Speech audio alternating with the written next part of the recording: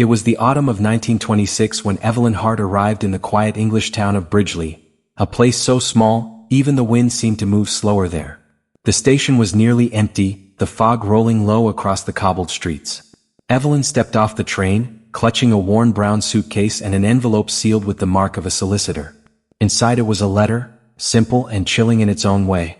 Miss Hart, you are the sole inheritor of your late uncle's property at number 9 Hollow Street. The house awaits your occupancy. Her uncle, Jonathan Hart, had been an artist, or so the family said. A painter of odd tastes and stranger habits. Evelyn barely remembered him, only that once as a child he'd given her a doll with button eyes and a smile that never quite felt right. Now years later she was all he had left. And the house, that lonely house on Hollow Street, was all she had in return. When Evelyn reached the address, the sight of it made her hesitate. The house stood at the far end of the lane, tall, narrow, leaning slightly forward as if it were eavesdropping on the world below. Its windows were long and blank, its door flaking like old parchment. She placed her hand on the brass handle. It was cold, unnaturally cold. When she pushed it open, the hinges gave a long, moaning creak that echoed through the empty halls. Inside smelled of turpentine and dust. Paintings hung crooked on the walls, half-finished faces, colors melted into one another. Some canvases were turned backward as if even the walls didn't want to look at them. Evelyn lit a candle. Its tiny flame trembled, throwing long shadows across the hallway. I will stay, she whispered to herself. It's mine now. I must. That first night was the hardest. The house groaned with every gust of wind, and the floorboards creaked as if someone else were walking just a few steps behind her. She went upstairs to the master room. The air smelled faintly of paint and something metallic. Iron maybe. On the landing hung a large mirror, clouded with age, the kind that seemed to absorb rather than reflect light. For a moment, Evelyn caught her reflection in it, pale, thin, with dark eyes that seemed deeper than they should be. She looked away quickly. That night she dreamed of footsteps. Slow, deliberate. Up the stairs. Across the hall. Right to her door.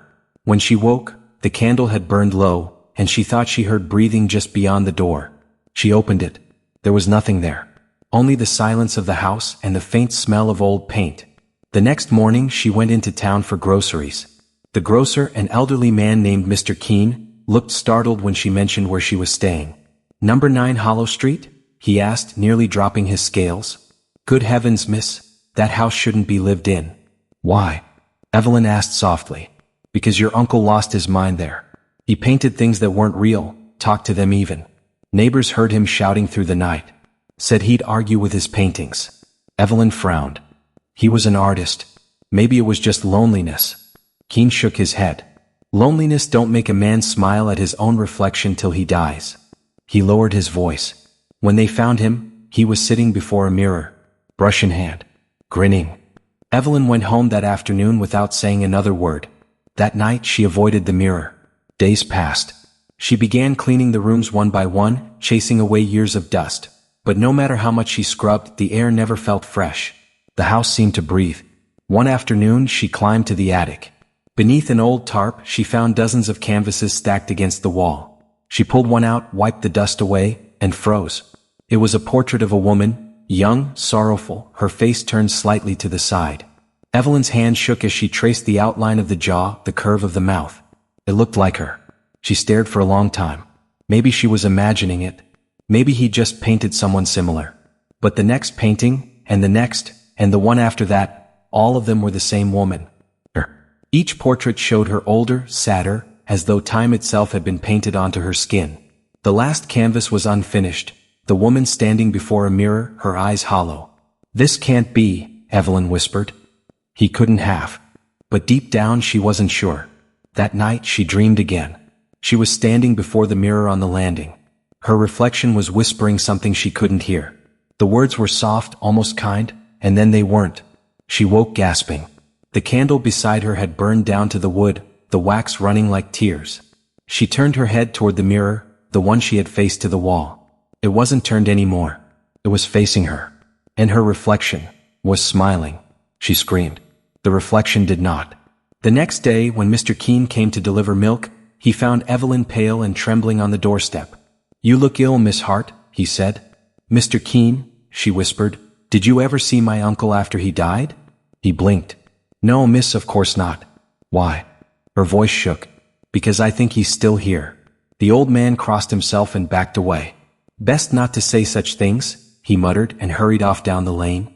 That evening, Evelyn searched her uncle's study again. She found a small drawer, locked. She forced it open with a letter opener. Inside was a journal. Its pages were smudged with paint and fingerprints. She read by candlelight. October 3rd, she stands behind me now. I paint her, but I don't remember when she began to move. October 5th, the mirror shows her clearer each night. She smiles when I don't. October 7th, she wants to live. She wants out. Evelyn's breath caught. The candle flickered. She looked up. And for just a heartbeat, the mirror across the room seemed to ripple, as though something beneath the glass had moved. Days blurred. The clock stopped. The mirrors darkened. Evelyn began hearing faint tapping sounds, soft as fingernails against glass. Sometimes she caught herself whispering, to no one. She would stand before the covered mirrors and murmur, "You're not real. You're just my mind." But the voice that answered, muffled and patient, said, "Then why do I remember things you don't?" One morning she caught her reflection lagging. When she lifted her hand, it didn't follow right away. It hesitated, then moved just a little too late. And then one day it didn't move at all. It stood still, smiling. Evelyn dropped the basin, water splashing across the floor. "Stop it," she whispered. "You're me." But the reflection tilted its head as if pitying her. That night, she tore down every mirror, covering them with cloth. Still, she heard tapping, gentle, rhythmic, coming from under the sheets. A week later, Evelyn sat at her desk and wrote a letter to the solicitor. "Sir, I cannot stay. The house breathes. The mirrors whisper. I see myself when I should not. Please send someone. Evelyn Hart." She folded it neatly and placed it by the door. The next morning, the letter was gone. In its place lay a small canvas, still wet with paint. It showed her face, eyes wide, mouth open, mid-scream. She tried to leave. Truly she did. But every time she reached the door, something stopped her. A sound, a voice, a whisper that said, "Turn around." And when she did, she'd find herself standing before the mirror again, candlelight trembling on the glass. One stormy night, she decided she couldn't take it anymore. She gathered every mirror in the house, dragged them to the upstairs hall, one by one, until they surrounded her like ghosts. Then she smashed them, one by one. Glass shattered, sparkled, rained down around her like falling stars. Her breath came in gasps, wild, frantic, until she saw it. Among the shards, one large piece still held her reflection. And the reflection wasn't broken, was whole. It blinked. Evelyn froze. "Who are you?" she whispered. The reflection smiled softly. "Evelyn Hart." She shook her head. "No, I'm Evelyn." The reflection tilted her head, the same way Evelyn used to when she was uncertain. "Not anymore," it said. The shard trembled. The air thickened. Evelyn screamed, but before the sound could escape, she felt herself being pulled forward. The glass rippled and swallowed her whole. 2 weeks later, the solicitor's assistant arrived. The house was quiet. Dust lay thick across the floor. He found a painting on the table, fresh paint, still damp. It showed a woman standing before a mirror. Her expression, pure terror. There was no signature, but the style, unmistakably Hart. He looked up the staircase and noticed something strange, a single, unbroken mirror hanging on the wall. And for just a second, he thought he saw a woman standing inside it, calm, almost smiling. But when he blinked, she was gone. Years passed. The house was sold. A young couple turned it into an art gallery, filled with Jonathan Hart's paintings. One painting drew the most attention, a portrait of a woman before a cracked mirror. The plaque read, "Artist Unknown, 1926. Visitors often said the painting felt alive. If you looked at it too long, you could swear you saw the reflection moving, pressing a hand against the glass. And some nights, when the fog rolled through Hollow Street, the caretaker swore he heard a woman's voice from inside the gallery. Soft, desperate. "Let me out."